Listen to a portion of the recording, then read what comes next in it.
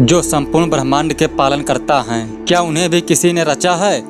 जो सृष्टि के हर अणु में विद्यमान है, क्या उनका भी कोई आरंभ है? आज हम जानेंगे भगवान विष्णु कौन हैं और क्या उन्हें किसी ने बनाया है। समय और सृष्टि से पूर्व, जब न आकाश था, न धरती थी, न तारे थे, न ग्रह, न काल, न दिशा, तब केवल एक ही तत्व था, असीम, अखंड, अजन्मा, अविनाशी, जिसे परब्रह्म कहा गया। उसी परब्रह्म से उत्पन्न हुई त्रिदेव शक्तियाँ, ब्रह्मा, विष्णु और महेश।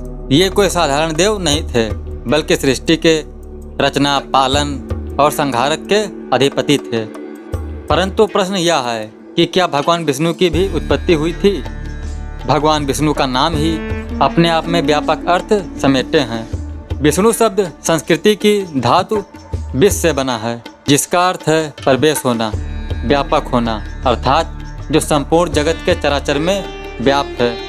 उनका स्वरूप अत्यंत दिव्य है, नील वर्ण, आकाश और सागर जैसे असीम, चतुर्भुज, चारों दिशाओं में नियंत्रण, शंख, जीवन का आधार, शब्द का प्रतीक, चक्र, समय और धर्म का चक्र, गदा, न्याय का बल, पद्म, पवित्रता, सृजनशीलता। वो क्षीर सागर में शेषनाग पर शयन करते हैं, यही उनका मुख्य प्रतीक है। जब जब अधर्म बढ़ता है, जब जब सत्य पर अंधकार हावी होता है, भगवान विष्णु किसी न किसी रूप में धरती पर अवतरित होते हैं। इन्हें 10 अवतार भी कहा गया है। जो प्रथम है मत्स्य, जल से जीवन की रक्षा, कूर्म, धरती को संतुलन देना, वराह, पृथ्वी को असुर से बचाना, नरसिंह, न्याय की स्थापना, वामन, अहंकार का विनाश, परशुराम, अन्याय पर प्रहार, राम, मर्यादा का प्रतीक, कृष्ण, प्रेम, नीति और धर्म का अद्भुत मेल, बुद्ध, करुणा और अहिंसा का संदेश, कल्कि यानी कलयुग में आने वाला अवतार, कलयुग के अंत में अधर्म का पूर्ण विनाश। हर अवतार एक विशेष उद्देश्य से हुआ। यह भगवान विष्णु के पालक स्वरूप का प्रमाण है। अद्वैत वेदांत कहता है कि यह सारा संसार माया है और जो एकमात्र सत्य है वह है ब्रह्म। उसी ब्रह्म ने स्वयं को 3 रूपों में व्यक्त किया है।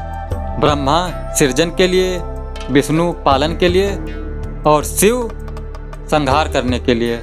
इस दृष्टिकोण में विष्णु कोई उत्पन्न देवता नहीं है, बल्कि वे स्वयं परब्रह्म के स्वरूप हैं। नारायण उपनिषद में कहा गया है, नारायण एवेदम सर्वम यत् भूतम यच्च भव्यम, अर्थात जो था, जो है और जो होगा वो स्वयं नारायण ही हैं। अब प्रश्न यह उठता है कि ब्रह्मा ने सृष्टि रची, भगवान शिव संहार करते हैं, भगवान विष्णु पालन करते हैं और ब्रह्मा जो सृष्टि को रचते हैं, तो आखिर इन तीनों की उत्पत्ति किसने की? उत्तर शास्त्रों में छिपा है।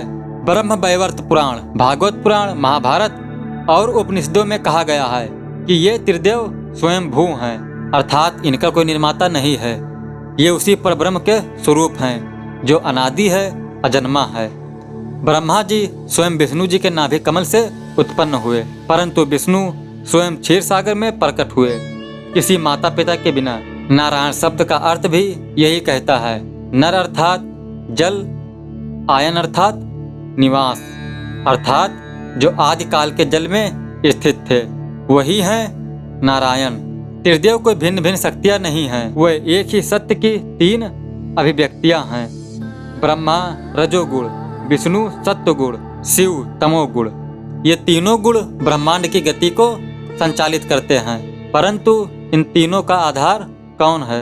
उत्तर है आदि शक्ति, या कहें तो पराशक्ति, या मूल ब्रह्म तत्व। यह शक्ति न स्त्री है न पुरुष, यह ऊर्जा है जिससे सब कुछ उत्पन्न होता है। भगवान विष्णु केवल एक देवीय सत्ता नहीं, बल्कि एक जीवन दर्शन है। जब आप किसी की सेवा करते हैं, आप विष्णु हैं। जब आप धर्म की रक्षा करते हैं, आप विष्णु हैं। जब आप शांति और संतुलन बनाए रखते हैं, आप विष्णु के मार्ग पर हैं। विष्णु सहस्त्र नाम में कहा गया है, वे स्वयं संपूर्ण विश्व हैं। तो क्या भगवान विष्णु को किसी ने बनाया है? नहीं, वो स्वयं भू हैं। उनका ना आदि है ना अंत है। वे स्वयं काल से परे हैं और उन्हीं से काल उत्पन्न होता है। जब भी हम धर्म, करुणा, संतुलन और सेवा के पथ पर चलते हैं, तो हम भगवान विष्णु के बहुत निकट हैं। तो इस वीडियो में हमने जानी है कि भगवान विष्णु को किसने बनाया, त्रिदेव कौन है, स्वयंभू कौन है, परब्रह्म कौन है। अगर वीडियो पसंद आए हो तो वीडियो को लाइक करिए और इस धर्म यात्रा चैनल को सब्सक्राइब करिए। अब मुलाकात होगी अगली वीडियो में, तब तक के लिए बहुत बहुत धन्यवाद। जय श्री हरि।